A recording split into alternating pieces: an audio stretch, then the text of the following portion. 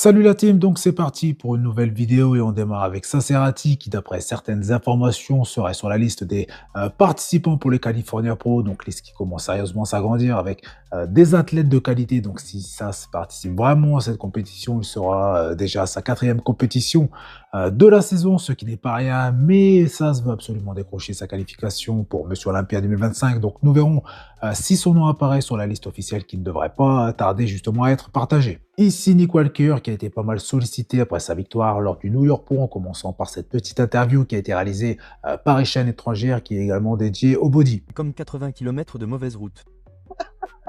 Tu sais, une bonne largeur dans le dos, mais il n'a pas les ischio-jambiers comme moi. Tu vois ce que je veux dire? Il n'a pas le doute. Il a cet écart entre les cuisses. Tu vois ce que je veux dire? Un petit écart de temps ici. Tu sais qui a apporté cette merde? C'est la qualité. La qualité 24K. J'ai acheté, j'ai apporté le détail. Ouais, tu l'as fait. Tu devrais. Tu sais, il m'a donné 100% en tant que fan aussi. Et je ne suis même pas satisfait. J'adore la qualité, j'adore le détail. Tu as fait un sacré boulot. Je suis tellement heureux. Encore toutes mes félicitations. Merci, vraiment, vraiment. Et je te souhaite le meilleur pour l'Olympia. Et je sais que tu vas laisser beaucoup de gens ravaler leurs mots. Ouais. Comment ai-je le droit de jurer? Ouais, point. Je vais gagner l'Olympia. J'aime le... Mon frère. Il a dit qu'il allait gagner l'Olympia. Ferme-la. Point. 3P. C'est mon frère.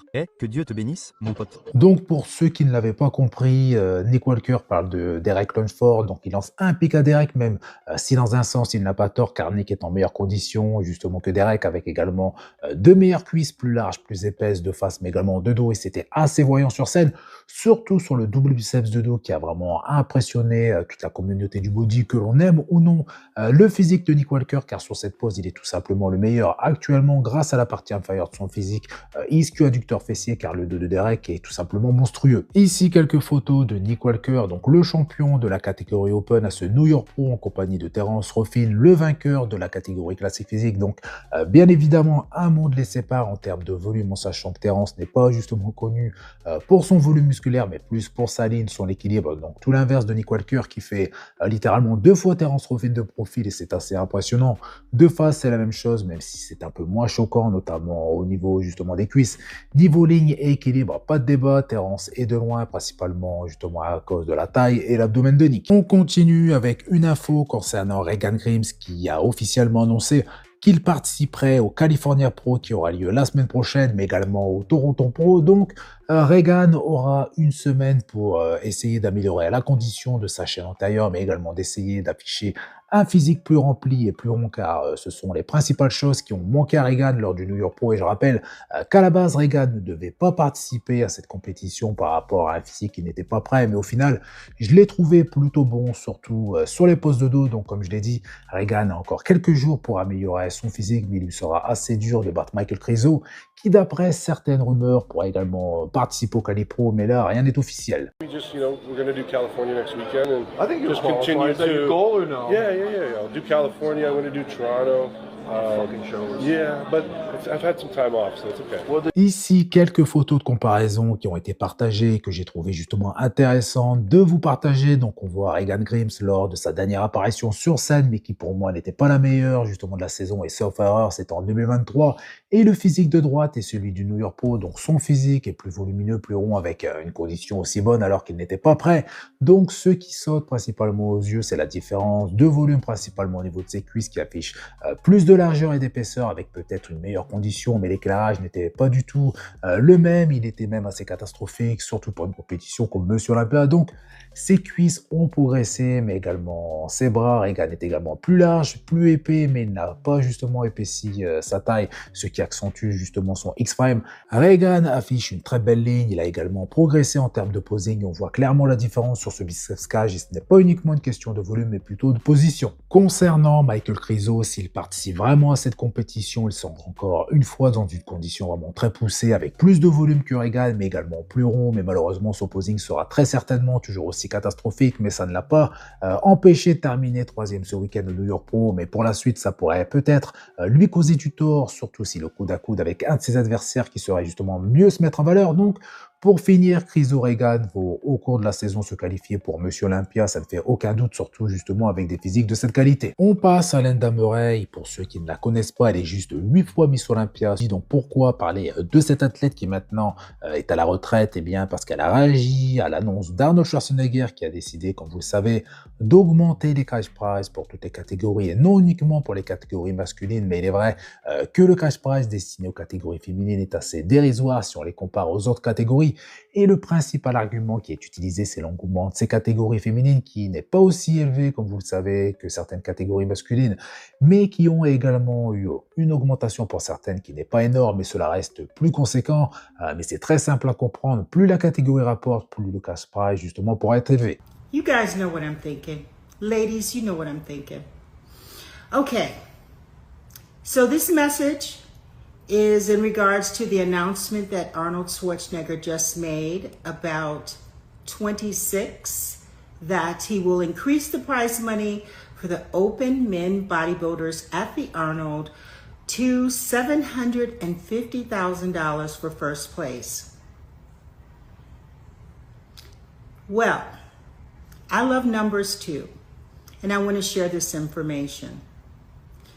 At your show in 25, there were 18 women, 3 divisions, and 18 women received, together, they split $108,000. Donc, après ces propos, Linda a également pris comme exemple Andrew en déclarant que plusieurs athlètes féminines se sont partagées $108,000 alors qu'Andrew avait reçu $100,000 à lui seul. Et pour appuyer ses propos, Linda a souligné justement que ces athlètes cumulaient plus de 3 millions d'abonnés alors qu'Andrew uniquement 850 000.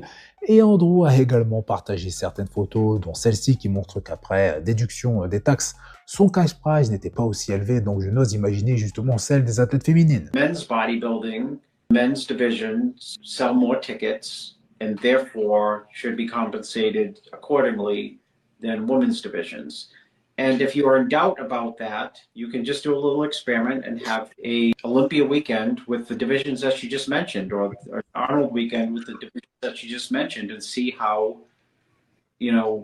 the turnout is in terms of attendance. Case closed. Voici la liste officielle des participants pour le California Pro qui aura lieu ce week-end, et cette liste s'est remplie assez rapidement. Donc on peut y lire quelques gros noms comme Regan Grimes, Sasa Nerati, mais également Patrick Moore et le français Florian Poisson, Bruno Santos et Leandro Perez, et a priori il n'y a pas de Criso et donc il ne participera pas à ce show contrairement à ce que je vous ai dit il y a quelques minutes, mais rien n'est officiel. Donc compétition qui baisse de niveau si on la compare au Pittsburgh et au New York Pro, en sachant qu'aucun nom de cette liste n'est encore qualifié pour Monsieur Olympia, et deux athlètes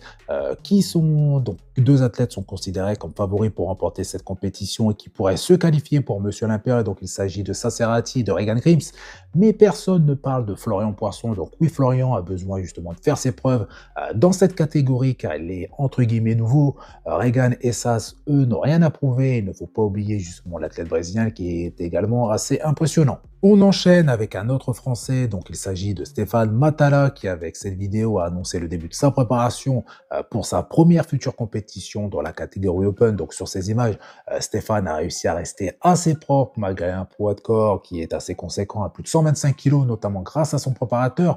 Et j'ai hâte justement de voir ce que son nouveau physique va donner après quelques semaines de préparation, car Stéphane n'a plus de soucis, donc il n'a plus à se soucier de la limite de poids car il n'y en a tout simplement pas en Open. Et beaucoup espèrent justement le voir performer dès cette année et le voir sur la scène de Monsieur Olympia en 2026 après justement un véritable off-saison de plusieurs mois.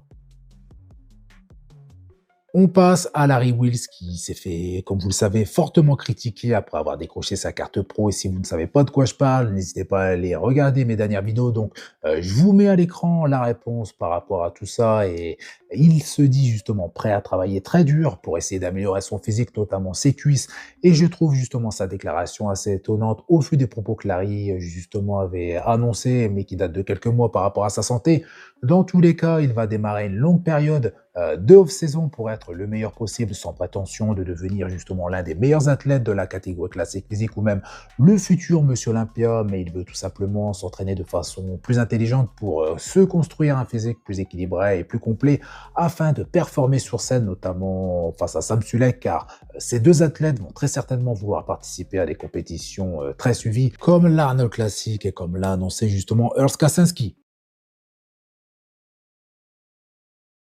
And I mean, the next target is the Arnold Classic Pro stage Yeah. for this guy. I don't know if this guy's going to be here. He's Yeah. he's getting a little too fancy, only doing the Olympia.